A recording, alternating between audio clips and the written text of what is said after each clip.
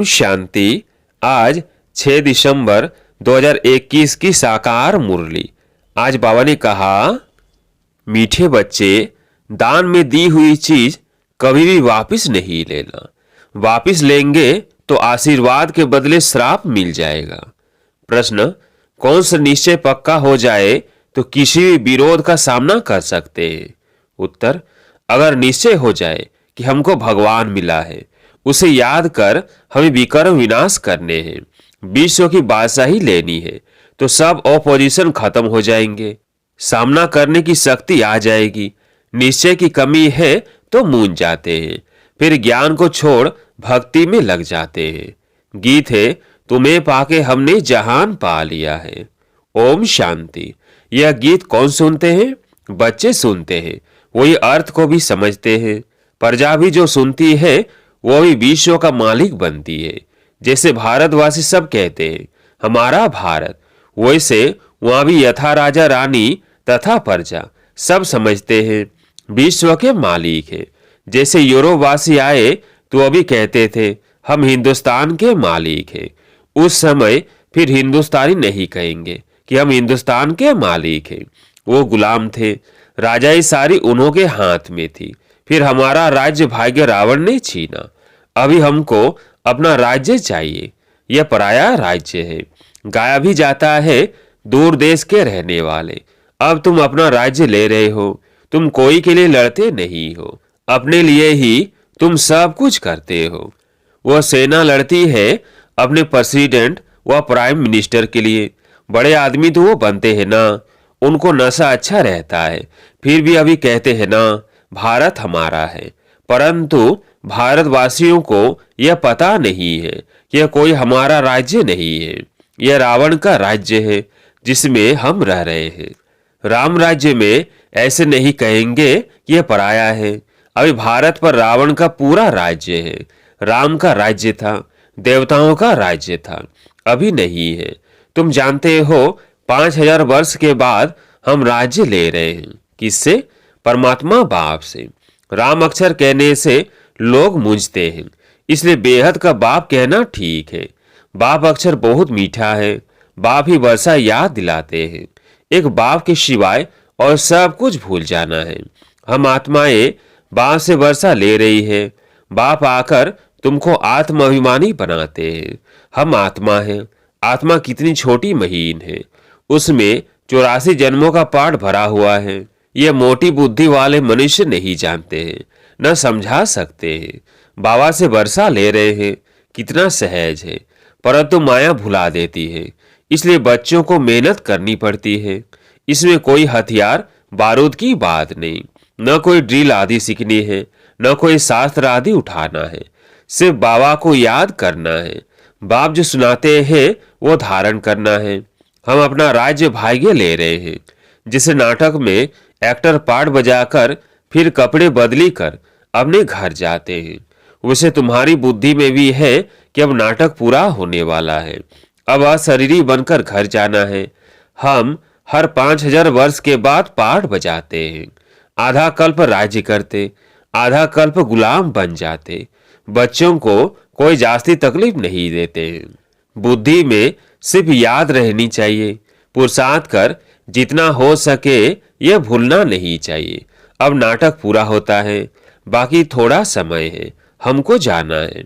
ऐसे ऐसे अपने साथ बातें करते करते तुम पावन बन वापिस चले जाएंगे। हर एक बच्चा जान सकता है कि मैं बाबा को कितना याद करता हूँ, चाहे कोई चार्ट लिखे या न लिखे, परंतु बुद्धि में तो रहता है ना। तो सारे दिन में हमने क्या क्या किया? जैसे व्यापारी लोग अपनी मुरादी संभालते हैं रात्रि को, यह भी व्यापार है। रात्रि को सोने के समय जांच करते हैं, सारे दिन में बाप को कितना याद किया, कितनों को बाप का परिचय दिया। जो होशियार होते हैं उनका धंधा अच्छा चलता है। बुद्धू होगा तो धंधा भी ऐसे ही चलेगा। यह तो अपनी कमाई करनी है। बाप सिर्फ कहते हैं मुझे याद करो, चक्र को याद करो तो चक्रवर्ती राजा बनेंगे। इसमें टू मच आशाएं नहीं होनी चाहिए। गांव में रहने वालों को आशाएं कम रहती है, साहूकारों को बहुत होती है। वो अपनी गरीबी में ही खुश रहते हैं। रोटला खाने पर हिर जाते हैं, अर्थात सूखी रोटी खाने की आदत पड़ जाती है। साहूकारों में इच्छाएं बहुत होती है, माँ बाप को ही तंग कर देते हैं। बाबा अनुभवी है, गरीबों पर रहम भी आता है। गरीब देखेंगे इतना बड़ा आदमी ज्ञान सुनता है तो हम भी सुने। चित्र तो बाबा ने बहुत बनवाए हैं। कोई कहते हैं हमको सर्विस चाहिए, बाबा कहते हैं पहले तुम होशियार बनो फिर सर्विस पर जाओ, क्योंकि आजकल भक्ति का भी जोर है। एक तरफ समझाओ, दूसरे तरफ गुरुओं की चक्री चलती है, वो डरा देते हैं। तुम अगर भक्ति नहीं करेंगे तो तुमको फल कैसे मिलेगा? भक्ति से तो भगवान मिलता है। जब तक इस ज्ञान में पक्का हो जाए, पूरा निश्चय हो जाए कि हमको भगवान मिला है, वो हमको कहते हैं कि मुझे याद करो, तो विकर्म विनाश हो जाए। जब यह पक्का निश्चय जम जाए तब ये किससे सामना कर सके? तुम्हारे से ही ऑपोजिशन है। तुम एक बात कहते वो दूसरी बात कहते। दुनिया में बहुत मठ पंथ है जहां मनुष्य जाकर कुछ न कुछ सुनकर आते हैं। गीता का भी भिन्न भिन्न अर्थ सुनाते हैं तो मनुष्य फंस पड़ते हैं। सन्यासी कभी गृहस्थियों को नहीं कहेंगे कि विकार में नहीं जाओ। अगर वो कहे भी कि निर्विकारी बनो, फिर क्या होगा? एम ऑब्जेक्ट तो कुछ है नहीं। उल्टा रास्ता बताने वाले दुनिया में बहुत है, सच्चा रास्ता बताने वाले हैं थोड़े। उन पर भी माया का बहुत वार होता है। दिल कहेगी कि पवित्र बने, परंतु माया बुद्धि को फिराती रहेगी, बहुत खराब ख्यालात लाती रहेगी। माया की लड़ाई है बहुत। चलते चलते तूफान बहुत आते हैं। अगर कोई विकार का भूत अंदर होगा तो दिल को खाता रहेगा। कोई को कहेगा क्रोध का दान दो और खुद क्रोध करते रहेंगे, तो लोग कहेंगे तुम खुद क्रोध करते रहते हो, फिर हमको कैसे कहते हो? तो क्रोध को भी छोड़ना ही पड़े। क्रोध कोई छिपाकर तो नहीं किया जाता है। क्रोध में तो आवाज बहुत होता है। आपस में लड़ते हैं, एक दो को गाली देते हैं। बाबा देखते हैं क्रोध का भूत निकलता ही नहीं है। कोई कोई यहाँ सम्मुख बाबा के होते भी क्रोध कर लेते हैं। बहुतों में क्रोध का भूत आ जाता है। यह बहुत खराब है, तंग करते हैं। बाबा तो फिर से समझाते हैं, अगर नाम बदनाम करेंगे तो फिर पद भी भ्रष्ट कर देंगे। यह तो समझाना चाहिए कि तुमने 5 विकार बाबा को दान दे दिए हैं, तो फिर वापस क्यों लेते हो? अगर फिर क्रोध कर लिया तो ग्रहण छूटेगा नहीं, वह फिर वृद्धि को पाता है। बाप की आशीर्वाद के बदले साप मिल जाता है, क्योंकि बाप के साथ धर्मराज भी है। यह भी ड्रामा में नून थे। क्रोध करना यह भी पाप है। जिनमें 5 विकार है उनको पाप आत्मा कहा जाता है। सतयुग में है सब पुण्यात्मा, वहां कोई पाप नहीं करते। अभी जन्म जन्मांतर के पापों का बोझा सिर पर बहुत है। पहले योग बल से कट करना है। माया बड़ी खराब है। लोभ बहुतों में है। कपड़े का, जूते का, पाए पैसे की बात का लोभ है, तो झूठ बोलते रहते हैं। ये सब लोभ की निशानियां हैं। यह तो सब कुछ मिलता है। बाहर में तो घर घर में खिटखिट लगी हुई है। संग भी बहुत खराब है। पति ब्राह्मण तो स्त्री शूद्र, स्त्री ब्राह्मणी तो पति शूद्र। घर में ही हंस और बगुले, बहुत खिटपिट रहती है। अपने को शांत रखने की युक्ति रखनी होती है। घरबार छोड़ना भी बाबा अलाउ नहीं करते। ऐसे बहुत आश्रम है जहाँ बाल बच्चों से ही जाकर रहते हैं। फिर खिटपिट तो सब जगह होती होगी, शांति कहाँ भी नहीं है। सच्ची सच्ची शांति, सुख, पवित्रता 21 जन्मों के लिए तुम बच्चों को अब मिल रही है। ऐसी मत और कोई दे ना सके। बाबा कहते हैं मैं कितना दूर देश से आता हूँ सर्विस करने, तुमको भी सर्विस करनी है। प्रदर्शनी मेले में बहुत नहीं समझ सकते। भल गवर्नर ओपनिंग करते हैं, परंतु ये थोड़ी बुद्धि में आता है कि इन्हों को परमात्मा पढ़ाते हैं ब्रह्मा द्वारा, जिससे 20 का वर्षा मिलता है। सिर्फ कहते हैं अच्छा है। माताएं अच्छा कर्तव्य कर रही है, श्रेष्ठचारी बना रही है। भल यह भी लिखते हैं कि मैं मानता हूँ कि गीता भगवान ने गाई है। लिख दिया, परंतु बुद्धि में थोड़ी बैठता है, न पूछा चलता है समझने का।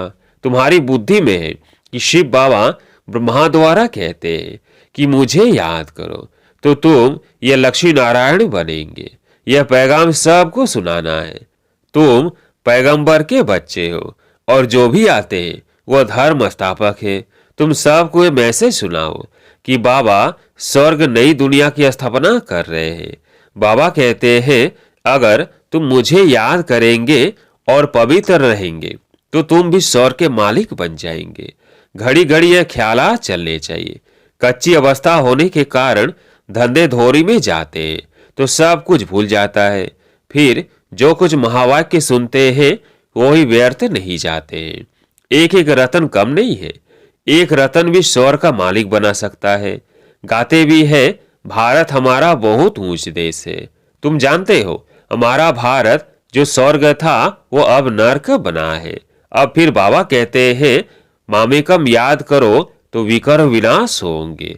प्रजा तो ढेर बनती जाती है, वृद्धि भी होती रहती है, सेंटर से खुलते ही रहते हैं। बाप भी कहते हैं गांव में जाकर सर्विस करो। ऐसे बहुत गांव हैं जहां मिलकर क्लास करते हैं, फिर बाबा को पत्र लिखते हैं। तुम बच्चों का काम है ब्राह्मण धर्म को बढ़ाना ताकि सब मनुष्य देवता बन जाए। यहाँ वाला जो होगा वो और सत्संगों में नहीं फंसेगा। यह मुख्य बात है पवित्रता की। इस पर ही बाप बच्चों के, स्त्री पुरुष के, पुरुष स्त्री के दुश्मन बन जाते हैं। गवर्नमेंट भी कहती है यह क्या करते, यह क्यों होता है, परंतु धर्म में इंटरफियर तो कर नहीं सकते। स्वराज तो स्थापन कर ही लेंगे। पहले जो लड़ाई लगी है और इसमें रात दिन का फर्क है। यह बम शादी पहले नहीं थे। हमारे राज्य में लड़ाई का नाम निशान भी नहीं होगा। सतयुग त्रेता सुख, द्वापर कलयुग दुख, नई दुनिया और पुरानी दुनिया। दुनिया एक ही है, सिर्फ नई और पुरानी बनती है। अब पुरानी दुनिया विनाश हो नई बनने वाली है। यह पुरानी दुनिया अब कोई काम की नहीं रही है, फिर नई दुनिया चाहिए। दिल्ली में कितने बार नए महल बने होंगे। जो आते हैं वह तोड़ फोड़ कर फिर अपना नया बनाते हैं यादगार के लिए। जब बड़ी लड़ाई लगेगी तो ये सब टूट फूट जाएगा। फिर नई दुनिया में नए महल बनाएंगे। फिर जितना जो पढ़ेगा उतना ऊंच पद पाएगा। कोई अच्छा पढ़ते हैं, कोई कम, यह तो चलता रहता है। तुम जानते हो, तुम बच्चे यह पक्का याद रखो कि हमने अब 84 जन्म पूरे किए हैं। अब हमको घर जाना है। यह पुराना शरीर छोड़ अपने घर जाए। ऐसी पक्की अवस्था हो जाए फिर और क्या चाहिए। ऐसी अवस्था में कोई शरीर भी छोड़े तो बहुत ऊंच कुल में जन्म लेंगे। अच्छा, मीठे मीठे सिकिलधे बच्चों प्रति माता पिता बाप दादा का याद प्यार और गुड मॉर्निंग। रूहानी बाप की रूहानी बच्चों को नमस्ते। हम रूहानी बच्चों की रूहानी बाप दादा को याद प्यार गुड मॉर्निंग नमस्ते नमस्ते। धारणा के लिए मुख्य सार। पहला पॉइंट, अपनी कमाई जमा करने के लिए बाप और चक्र को याद करते रहना है। माया की चक्री में कभी नहीं आना है। टू मच आशाएं नहीं रखनी है। दूसरा पॉइंट, मनुष्यों को देवता बनाने के लिए अपने ब्राह्मण धर्म को बढ़ाना है। गांव गांव में जाकर सेवा करनी है। आज प्यारे मीठे बाबा का वरदान, बार बार हार खाने के बजाय बलिहार जाने वाले मास्टर सर्वशक्तिमान विजयी भव। स्वयं को सदा विजयी रतन समझकर हर संकल्प और कर्म करो तो कभी भी हार हो नहीं सकती। मास्टर सर्वशक्तिमान कभी हार नहीं खा सकते। यदि बार बार हार होती है तो धर्मराज की हार खानी पड़ेगी और हार खाने वालों को भविष्य में हार बनाने पड़ेंगे। द्वापर से अनेक मूर्तियों को हार पहनाने पड़ेंगे। इसलिए हार खाने के बजाय बलिहार जाओ। अपने संपूर्ण स्वरूप को धारण करने की प्रतिज्ञा करो तो विजयी बन जाएंगे। स्लोगन, कब शब्द कमजोरी सिद्ध करता है, इसलिए कब करेंगे नहीं, अब करना है। कब शब्द कमजोरी सिद्ध करता है, इसलिए कब करेंगे नहीं, अब करना है। अच्छा, ओम शांति।